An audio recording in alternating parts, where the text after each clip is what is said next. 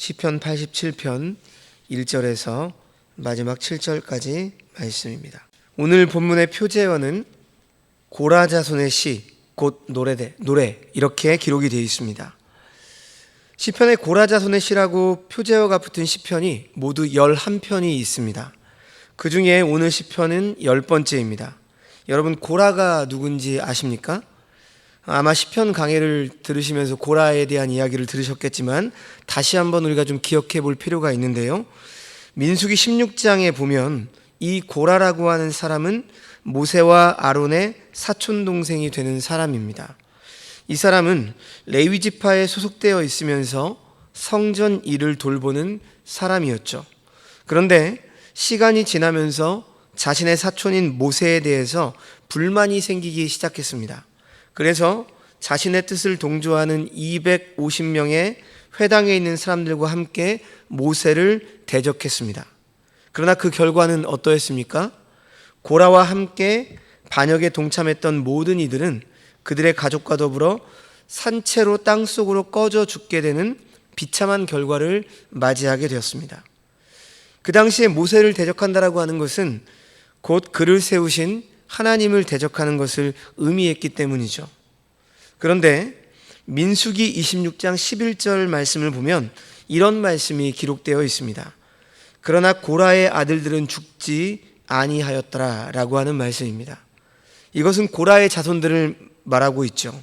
다시 말해서 하나님께서는 고라는 멸하셨지만 그들의 자녀들까지 연대적인 책임을 묻지 않으신 것입니다. 그리고 그 이후에도 역시 고라 자손들은 성막에서 구별된 생활을 담당했습니다. 그런데 한번 생각해 보십시오. 이 고라 자손들은 자신들을 부르는 앞에 고라라고 하는 말이 붙을 때마다 누구를 생각했겠습니까? 자기의 조상 고라를 생각했을 것입니다. 그리고 그 누구보다도 자신의 조상이 어떻게 죽었는지 잘 알고 있었을 것입니다. 그래서 고라 자손의 시들은 조상들의 잘못에 대한 깊은 참회가 느껴집니다. 그리고 또 특별히 성전에 대한 간절한 사모함이 많이 나타나고 있죠. 자, 오늘 본문도 성전이 있는 곳인 예루살렘을 소중하게 여기는 이 시인의 마음이 잘 나타나 있습니다. 오늘 보면 표제어에는 고라 자손의 시, 곧 노래라는 것 외에는 아무런 내용이 없기 때문에 이 시편이 언제 기록되었는지 우리가 정확하게 알 수는 없습니다. 유력하게 여겨지는 두 시기가 있는데요. 첫째는 바벨론 포로에서 돌아온 후에 기록되었을 것이다, 이렇게 생각합니다. 4절 말씀에 여러 나라에 대한 언급 가운데 바벨론은 나오고 있는데 아수르가 나오고 있지 않습니다. 아수르는 BC 722년 북이스라엘을 망하게 했을 때가 거의 최전성기였는데요. 그리고 BC 612년에 역사의 뒤안길로 사라지고 맙니다. 그래서 이 시편이 그 후에 기록되었다라고 보면 유다 자손들이 바벨론 포로에서 돌아와서 수룹바벨을 중심으로 성전을 재건했을 때 이것으로 여겨지는 것이죠. 하지만 바벨론 포로 생활은 유다 자손들에게 잊힐 수 없는 중요한 사건인데 그것에 대해서 아무런 언급이 지금 없다라고 하는 것이 그때 기록된 것이 아닐 것이다 라고 생각하는 사람들의 주장입니다. 자, 둘째는 히스기야 왕 때 기록되었을 것이라고 생각을 하고 있는데요. 이사야 선지자가 애굽을 오늘 본문의 라합이라고 칭했고 히스기야 왕 때에는 유다와 바벨론의 사이가 꽤 괜찮았습니다. 그리고 히스기야 왕 시대에 아수르 왕 사느립의 공격을 이기고 모든 나라로부터 존귀하게 여김을 받은 것을 그 근거로 삼는 것이죠. 아무튼 중요한 것은요, 이 시편이 언제 기록되었는지 간에 이 시편은 지금 시온, 즉 예루살렘으로부터 하나님의 구원이 전 세계, 온 세상으로 퍼져나갈 것을 노래하고 있다라고 하는 것입니다. 자, 이런 것들을 생각하면서 오늘 1절 말씀을 보시면 그의 터전이 성산에 있으며 이렇게 시작을 하고 있죠. 지금 시인은 하나님의 구원의 터전이 예루살렘에 있다라고 말합니다. 그리고 그 예루살렘을 성산, 즉 거룩한 산이다, 이렇게 말하고 있습니다. 여러분, 예루살렘이 성산, 즉 거룩한 산이 될 수 있는 이유는 무엇 때문일까요? 그곳이 아주 높은 곳에 있어서 그 규모가 웅장하고 하늘과 가깝기 때문일까요? 실제로 예루살렘의 해발 고도는 820m 정도가 됩니다. 그러나 세상에는 그보다 더 높은 도시, 더 높은 산, 더 웅장한 곳이 아주 많이 있죠. 그렇다면 그곳의 자연 풍광이 굉장히 아름다워서일까요? 아닙니다. 예루살렘 주변의 지역은 대부분이 광야죠. 그래서 눈으로 보기에 결코 아름답지만 않습니다. 그럼에도 지금 시인이 예루살렘이 성산이 될 수 있다라고 하는 것은 거기에 무엇이 있기 때문이죠? 그 당시에 하나님의 성전이 있었고 그곳이 하나님의 구원의 역사가 펼쳐지는 중심지이자 출발지였기 때문입니다. 자, 2절 말씀을 보시죠. 여호와께서 야곱의 모든 거처보다 시온의 문들을 사랑하시는도다. 지금 여기에서 야곱의 모든 거처는 이스라엘 자손들이 사는 이스라엘 전역을 가리키는 말입니다. 그리고 시온은 예루살렘을 의미하죠. 본래 시온은 예루살렘에 위치한 여부스 사람들이 사는 언덕의 이름이 시온이었습니다. 근데 다윗이 그 땅을 정복하고 그 이름을 다윗성이라고 지었죠. 그리고 다윗이 그곳에 하나님의 궤, 언약궤를 임시로 두었습니다. 그리고 솔로몬이 모리아산에 성전을 짓고서 언약궤를 성전 안으로 옮겼죠. 이런 과정을 지나면서 시온은 이제 거룩한 곳이라 여겨졌습니다. 유다 자손들이 바벨론에서 포로 생활 중에 자신들의 고향을 말할 때 시온이라고 고백을 합니다. 그래서 시온이 처음에는 언덕, 즉 작은 산의 이름이었는데 점차 예루살렘 전체를 대신하는 말로 바뀌게 된 것이죠. 그런데 하나님께서는 지금 야곱의 모든 거처, 이스라엘 전체보다 시온의 문들, 즉 예루살렘의 성문들을 더 사랑하신다, 이렇게 말합니다. 구약 느헤미야서를 보면 예루살렘 성에는 약 10개의 문이 있었습니다. 지금 하나님께서 이스라엘의 모든 땅보다 시온의 성문, 즉 예루살렘 성문을 더 사랑하신다, 이렇게 말씀하고 있는데 그것은 앞에서 말씀드린 것과 같이 예루살렘이 아름답기 때문이 아닙니다. 예루살렘에 있는 시온산은 울창한 숲을 자랑하는 곳이 아니죠. 나무가 듬성듬성 심어진 광야로 된 볼품없는 산입니다. 게다가 산 위에 있어서 적으로부터 방어하는 데는 좋지만 교통도 불편합니다. 무엇보다 물이 아주 부족해서 성 밖으로 기온 샘물을 성 안으로 끌어들여서 사용해야 될 정도였습니다. 그럼에도 지금 이스라엘의 그 어떤 지역보다 시온, 예루살렘이 더 사랑스러운 것은 아까도 말씀드렸듯이 하나님의 구원의 원점, 출발지이기 때문입니다. 그래서 시인은 그 예루살렘에 대해서 이렇게 고백을 합니다. 3절 말씀을 보십시오. 하나님의 성이여 너를 가리켜 영광스럽다 말하는도다. 시온, 예루살렘을 하나님의 성이라고 부릅니다. 그곳에 하나님의 성전이 있고 그 안에 하나님의 언약궤가 있기 때문이죠. 그리고 그곳을 사람들이 영광스럽다 말한다고 합니다. 이 두 표현이 모두 원문에는 수동형으로 되어 있습니다.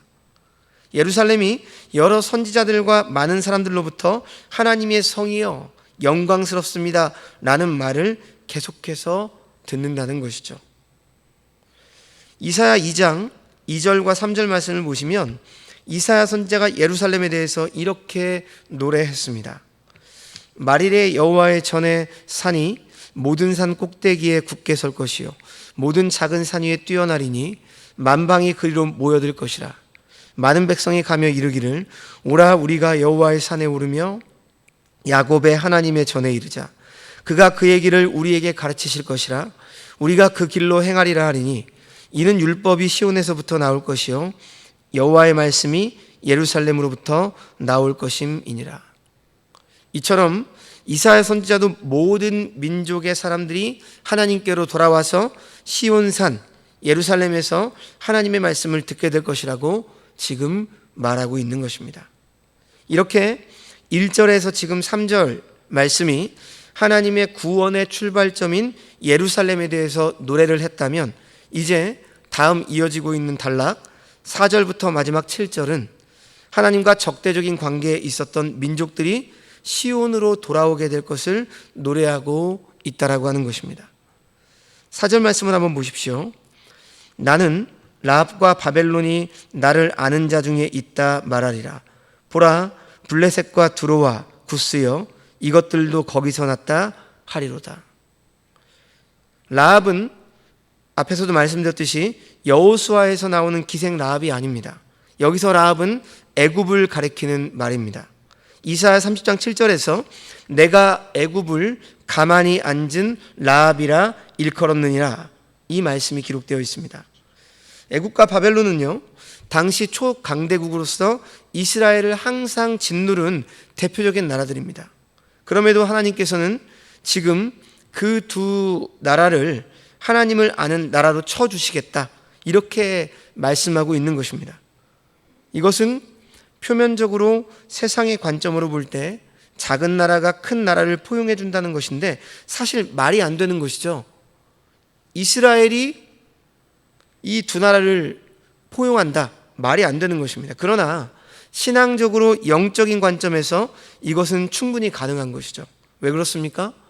이스라엘이 믿음으로 또 하나님과 하나님의 말씀을 아는 것으로는 훨씬 더 큰 나라이기 때문입니다. 그래서 바로 이러한 관점으로 보면 약하게 보이는 사람이 강하게 보이는 사람을 품을 수가 있는 겁니다. 우리 기독교가 그렇습니다. 세상적으로 약하게 보이는 사람이 믿음으로는 하나님을 아는 것으로는 훨씬 더 큰 자가 되기 때문입니다. 그래서 우리가 세상적으로 약해 보여도 우리는 주눅들지 않고 당당하게 믿음으로 살아갈 수 있는 것이죠. 또한 오늘 본문에 블레셋, 두로, 구스는 시온에서 태어났다라고 인정해 주시겠다라고 합니다. 즉 이런 나라들이 예루살렘의 자녀들이라고 하는 것이죠. 블레셋은 가나안 땅 남서쪽 지중해의 연안의 나라입니다. 골리앗의 나라고 이스라엘과 자주 전쟁을 치렀죠. 두로는 가나안 땅 북서부 지중해 연안에 있는 도시로 시돈과 더불어서 페니키아 지역에 소속되어 있었습니다. 아하방의 부인 이세벨이 시돈 여인이었는데 페니키아 지역은 바알 숭배의 중심지였습니다. 구스는 지금의 에티오피아를 말하죠. 성도 여러분, 지금 이 세 나라의 공통점은 무엇입니까? 하나님과 상관없이 살았던 나라, 오히려 하나님을 대적했던 나라들입니다. 그래서 이스라엘과 반복적으로 싸우기도 하고 이스라엘을 우상 숭배로 물들게도 했던 나라들입니다. 그럼에도 하나님께서는 지금 이들 나라 또한 하나님의 백성으로 삼아주시겠다라고 말씀하고 있는 것입니다. 자, 계속해서 5절과 6절 말씀을 보십시오.